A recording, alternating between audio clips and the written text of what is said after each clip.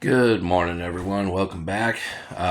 So, I'm sure you've all seen all these people barking about Trump and Elon and all this. So I figured I'd weigh in on the situation and explain something very important I've been preaching about for a while. Trump is just the manager of the McDonald's right now. All right, he's just the manager of the fast food restaurant that you're all complaining about the orders getting wrong. It doesn't matter who's sitting in that seat. It's the people behind it. It's the people paying for these individuals to get in place. I mean, think about it. Trump is a popular individual. People like hearing him talk. People like what he has to say. He's kind of a troll sometimes, and it's funny. It's entertaining. It's engaging. It's attention grabbing. That's what you need to focus on, is the fact that it's not him. It wouldn't be Kamala. It wasn't Biden, Clinton, Obama, none of them. It's the people pulling the strings behind the scenes. And this ain't some whack nut conspiracy crap. It has nothing to do with that. It's about observation. So keep in mind, you could trace all the presidents back from when you were a kid to now, and you can see what I'm saying. So as I said before, the only thing that stays the same is prices continually go up. This has always been happening. It's always going to happen. This is part of the huge fucking plan to make sure that we are submissive to the government and we are depending on them. Then they have total control. Right now, the only reason why they haven't pulled any kind of like dystopian bullshit is because we're all armed. We have our own means of defending ourselves. Once we lose that, we've seen examples in other countries what happens when that happens. So, standpoint, Sleepy Joe drew attention in another way. He made a buffoon of himself, and that, of course, was attention grabbing. And when he was in office, everybody on the MAGA side were all like, this fucking clown, this fucking moron. And I admit, he is a kind of a silly motherfucker. He is pretty stupid. But keep in mind, he's just playing a part. When Ronald Reagan was president, that should have woke a lot of people up and should have, cleared the milk from the eyes a little bit. When Ronald Reagan became president, be mindful, he came from TV and movies. And a lot of people say that when he was in office, that was the greatest role he ever played. He played a president. Now think about it. All these presidents that have came before and after, they've all played a part. This is a written script, if you will, and I know you will. This is all part of a larger plan that obviously we're not privy to the knowledge of. But if you keep your eyes open and you look at it from a neutral standpoint, you start to see a lot of things that make sense of what I'm saying. Like I said, with the whole idea of tracing the cost of milk from 1980 till now, you can clearly see what it's done. It's just went up. And, there'll always be people like, oh, well, that's because of, costs and this and this and that. Well, who's in charge of those costs? Who makes the decision that those costs need to go up? Who makes the decision that things need to be more expensive? Who makes that decision? Well, you would think the president, right? It's not so. That's not so. It's the people paying the president.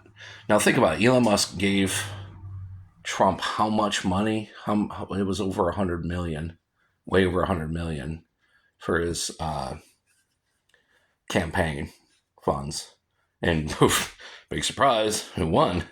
I mean, then again, your decision was pretty obvious. I mean, your options were pretty limited. You had him or Camel Toe, Kamala, whatever the fuck her stupid name is, whatever she goes by. Nonetheless, it wouldn't have mattered. It wouldn't have mattered if she was in the seat or Trump was in the seat. It's the same outcome. It's the same outcome. It was always going to be the same outcome. Prices were never going to go down. They were only going to go up. I mean, we all knew this. The only difference is a lot of people believed that Trump was going to do what he said. A lot of people believed that prices were going to go down because of him, that we were going to be able to afford to live again. America was going to be great again. Y'all believed it. We go grocery shopping, once a week? Once every other week? I mean, the proof is in the receipt, bro. Look at the receipt. I have yet to go back to $100 grocery bill. I mean, it's preposterous to think of such a thing existed, but it did. I remember years and years and years and years ago, my father bitching about this. We were in a grocery store. I was knee-high to a grasshopper as a little kid. We had a cart full of groceries. We had meats, we had vegetables, blah, blah, blah. The typical shit you buy. It was like an $80 bill. It was like $80, and he lost his shit. Now, mind you, when I say cart full, I mean motherfucker cart full, right? It wasn't like soda lined up around the edges like we see nowadays. No, it was full of food. Non-perishables, perishables, it was freezer stuff. It was full of food. Because prior to that, when it was just my dad and my brother and I, my dad didn't really care about healthy grocery shopping, you know.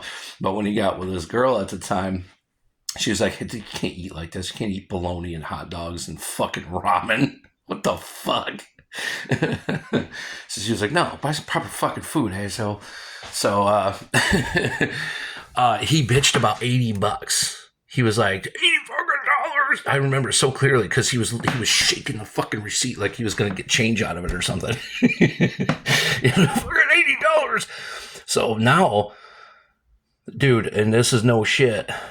Yesterday, when I went to Walmart to grab just a few things to keep stocks where they need to be, it was 2 tote grocery bags, and they were not overly full. They were about this far from the top.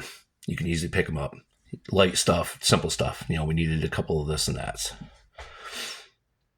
Almost $200, $187. And I wasn't buying no Wagyu steaks and shit like that either. I buy the most affordable stuff, but, you know, with an eye toward decent, you know, as decent as they offer. But yeah, you're not going to see less than $100 fucking grocery bills again. Because you got to look at it like a drug dealer standpoint. Say you're a cocaine dealer and you get your shit from South America. And obviously, you know, you've been doing this for 10, 15, 20 years. You can sling and fucking blow like it's your job. Well, it would be your job. All of a sudden, your dealer's like, you know, your supplier's like, yo, man, you've been with us for a long time. You made us a lot of money. You've been loyal. You haven't ripped us off. We're going to lower the price of your supply. You know, instead of giving us $100 million, you can give us $90 million. Dude's like, fuck yeah, nice. So you think he's going to go home and lower the price of his product? Why would you? I mean, people are already paying it. Why would you fucking lower it? You already got a fucking ton of loyal customers that are never going to go anywhere else. Why the fuck would you lower it? So now you got to look at it. Now you look at it in a political standpoint, you know. Why the fuck would they lower your cost of living if they're so used to you paying it? Like I said, it don't matter who's sitting in that chair. It don't matter who's in that house of lies. It doesn't matter. That's Ronald McDonald there. You know, that's Wendy. You know, that's a mascot. It has nothing to do with it. It's the money behind it. Now think about it. Like I said before about the Elon Musk contribution to Trump's campaign. What happened? Musk made a ton of money afterwards. It doesn't take a genius to figure it out that those motherfuckers are all on the same team and it's their team versus ours. Our team's scattered all over the fucking nation. Their team is packed in, uniformed, and tight. Who do you think is going to win the fight? The organized ones or the unorganized ones? Yeah, we got numbers.